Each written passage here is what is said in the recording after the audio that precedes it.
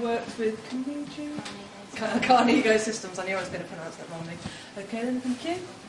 Hi, I'm Vicky. First of all, I'm from Cornwall College, Camborne. Our presentation is about lowering energy usage through behavioural change. So we're approached by Bill Box of Carnego Systems.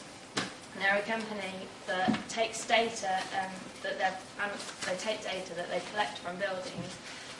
They can do this in a various number of ways, using meters and things to monitor electricity usage. They then take that data, analyse it, turn it into knowledge, and then feed it back to the customer with the idea that the customer can use that and work out how to reduce their energy bills and things. But their problem is how to actually put it into a form that the customer can understand. People look at graphs and they're a bit, if you see a graph all the time, you don't really know what it's saying to you, or you see something too frequently, so you switch off to it. So this was the problem that we had to address. We used OP building, which is on our campus. It is mostly used for IT and business. There are about 100 computers in the building, so it uses quite a lot of electricity.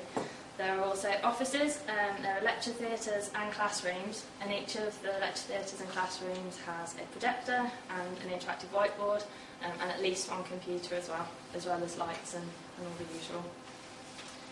So our first concept is having an energy brand. So this is something that's slightly interactive, and it's based on emotions.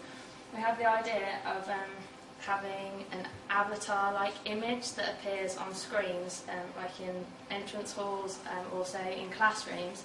And if the avatar's not looking very happy, that means that you're wasting a lot of electricity. Computers are idle, monitors are on, lights are on when there's no one teaching, scheduled to teach in those classrooms. This is the idea that no one can ignore emotion and everyone can relate to it as well. So there's no graphs.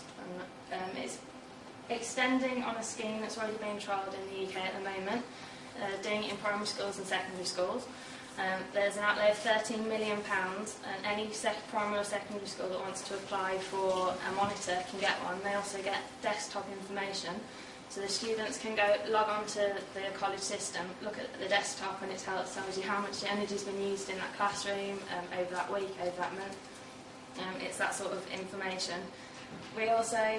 We would like to take the raw data, which could then be used in lessons like maths, physics, used in economics, in IT, and there's also the business design aspect to it for computers, of then designing things like our stickers. We had an idea that each piece of electrical equipment should say how much energy it uses.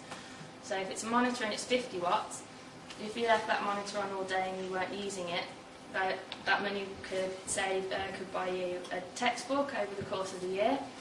And then if you calculated how much electricity you could save over the whole campus, you may have wasted a teacher in that year. So that was one of the ideas. It puts energy into meaningful terms, gets away from this idea of graphs, like money is another useful term for businesses.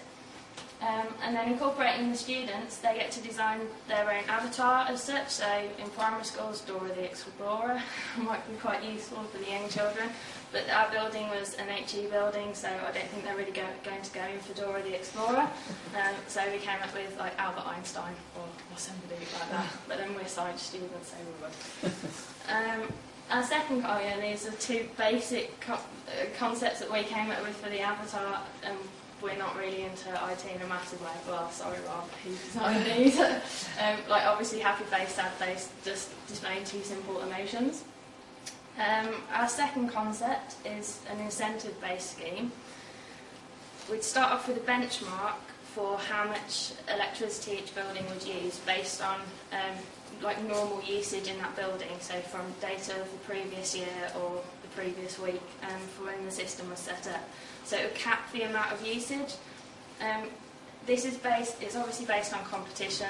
So each building is a team, and they compete against other teams on the campus.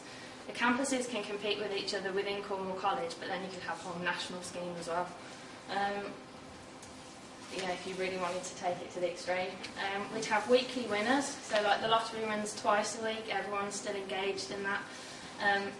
But we'd only do it once a week. If it was once every month, then people kind of lose interest. It's not frequent enough for you to remember that it's there. You could also have league tables, so not just weekly, then there's monthly results, then there's also annual results, and then obviously prizes. You've got to have an incentive. We're working on the competitiveness, and in order for there to be continual engagement, we quite like the idea of eBay. eBay's sold to you like it's a competition. You're bidding on something. In those last 2 hours, you're there at your computer and you're really watching what's going on. So our idea was to use something like that, where in those dying few hours, the last few hours before they collect all the data and say who's won for that week. Like, for example, right now we probably don't need half the lights on in this room. So if you were in a classroom and it was broad daylight, you got lots of natural light to use, you could turn off the lights and that might win you that week's competition. We talked about prizes. This could be a free lunch, it could be money. There's a fraction of the money saved by the company or the school or the college. Then some of that money could be diverted towards the incentive for doing this whole scheme, but we thought it would be nice for it to go to a charity. And in order to get everyone involved, everyone has a charity that's dear to them. This is an example of where some of the money could be diverted to giving people in Africa clean water. Something like that. Charity close to me is leukemia research, so I know I'd be rooting to get my charity extra money if I was involved in the scheme. So yeah, both of them involve emotions and they could work together. But thank you for your time.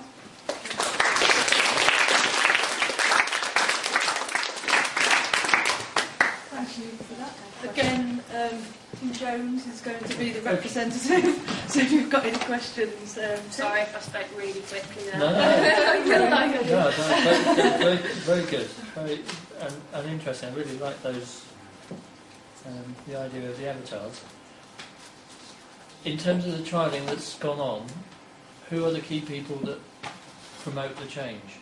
Is it the students or...? Well, it's actually done in primary and secondary schools at the moment. It's quite a new scheme, but it's the school that applies for it, so then it's implemented by the teachers and basically how much they want to use it. Okay. So the idea is that it's lesson plan based, but then they can access more information if they want to incorporate it into their lessons, and to a degree it's up to the students as well to get involved. So there's an opportunity for those that are really clued up amongst the students to sort of keep reminding. Yeah. Okay. Yeah, that's very good. Like that. Thank you. Well done. Fantastic. Thank you.